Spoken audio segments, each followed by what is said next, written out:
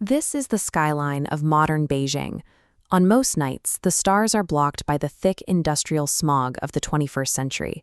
But if we travel back to the year 350 BC, the air over the Chinese state of Wei was clear enough for a man named Shi Shen to see things that wouldn't be documented in the West for nearly 2 millennia.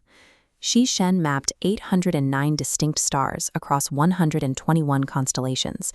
Using nothing but his own eyes and meticulous tracking, he charted the movement of Jupiter with the kind of precision that European astronomers only achieved after the invention of the telescope. He even documented sunspots, noting dark fluctuations on the solar surface.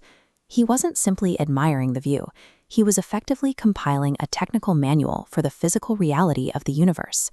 This leads to a difficult question. If an ancient astronomer had already solved the complex mathematics of the stars, why didn't China become the world's first global maritime power? His most significant achievement was calculating when the sky would fall into total darkness. Shi Shen developed a model that predicted solar eclipses with surgical accuracy.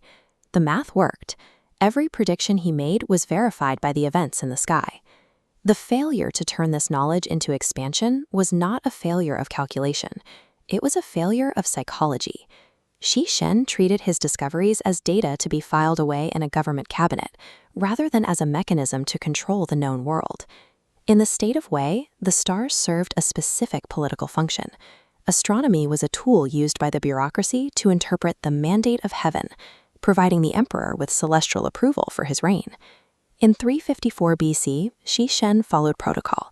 He handed his groundbreaking eclipse calculations over to the state's administrative officials, effectively surrendering his intellectual property to the crown. By giving this data to the government, he categorized the stars as a cyclical calendar meant to track time.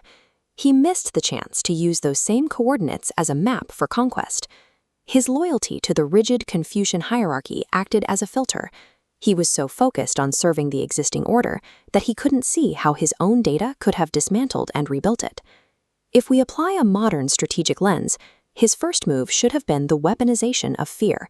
In an age where an eclipse was seen as a divine curse, the man who can predict one can manipulate or depose any political rival by claiming to control the sun's anger. Step 2 would be strict secrecy.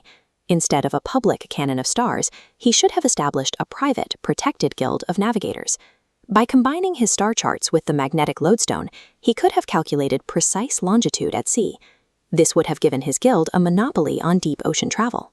With that monopoly, China could have crossed the Pacific 1,800 years before the West.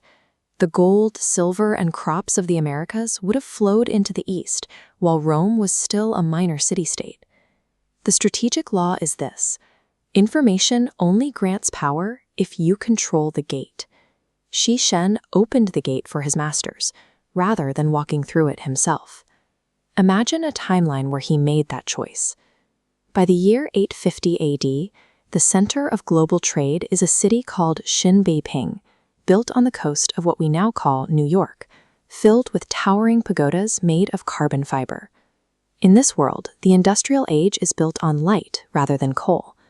Because Shi Shen's followers spent centuries obsessing over the sun and lenses to observe it, they mastered optical engineering early, skipping combustion engines entirely in favor of solar thermal technology.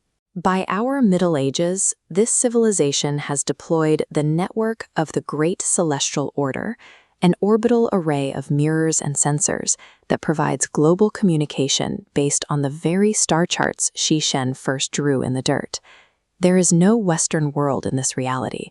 There is only the imperial center and its distant trade provinces, all because one man decided to own his discovery instead of reporting it. Back in our reality, the Chinese Empire remained largely landlocked for centuries, while the West eventually used these same astronomical principles to claim the oceans. This illustrates a harsh rule of history. The tool you use to describe your world defines the absolute limits of how far you can go. Shi Shen possessed the coordinates for a global empire, but he chose to remain a compliant clerk because the system he served was familiar and safe. History doesn't remember the people who were merely right. It remembers the people who used what they knew to rewrite the rules. If you find something that changes the world, don't ask the system for permission to use it. become the system.